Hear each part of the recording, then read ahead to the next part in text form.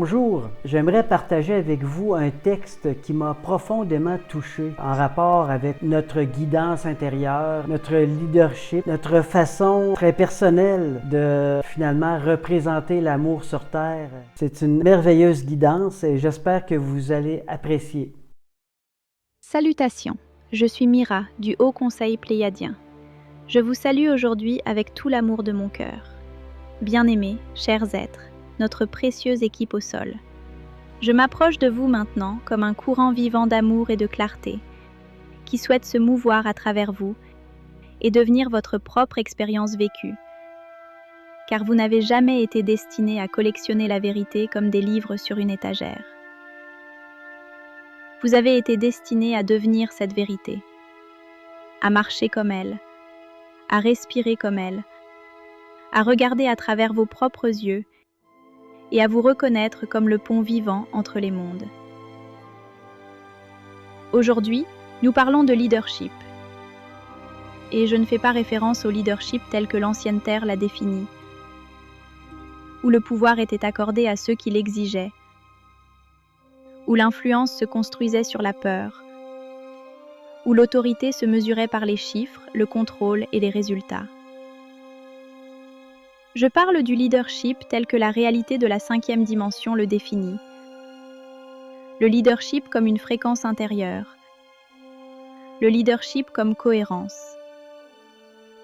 Le leadership comme cette sensation indéniable que les personnes ressentent lorsqu'elles sont près de vous et qu'elles se souviennent que Dieu, la source, le Créateur, la lumière christique, quel que soit le nom qui ouvre votre cœur, n'est pas à l'extérieur d'elle, mais à l'intérieur d'elle.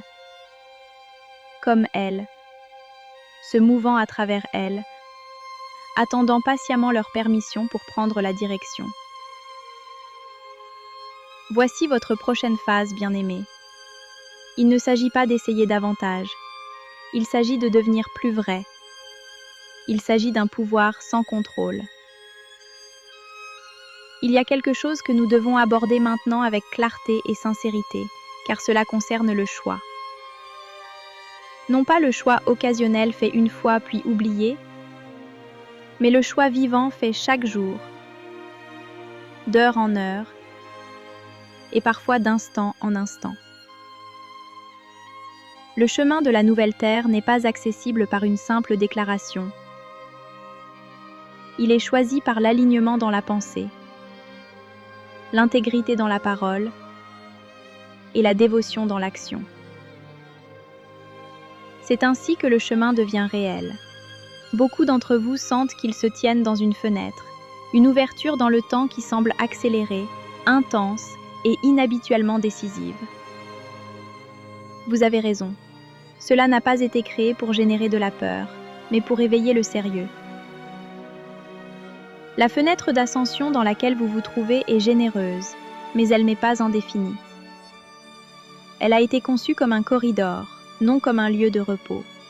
Les corridors existent pour être traversés. Le chemin de la nouvelle terre est d'abord choisi par la pensée, car c'est dans la pensée que l'alignement commence. La pensée révèle ce que vous valorisez, ce que vous répétez intérieurement, ce que vous nourrissez par votre attention. Lorsque vos pensées sont constamment orientées vers l'unité, la compassion, la responsabilité et la vérité, vous vous syntonisez sur un flux de réalités différents.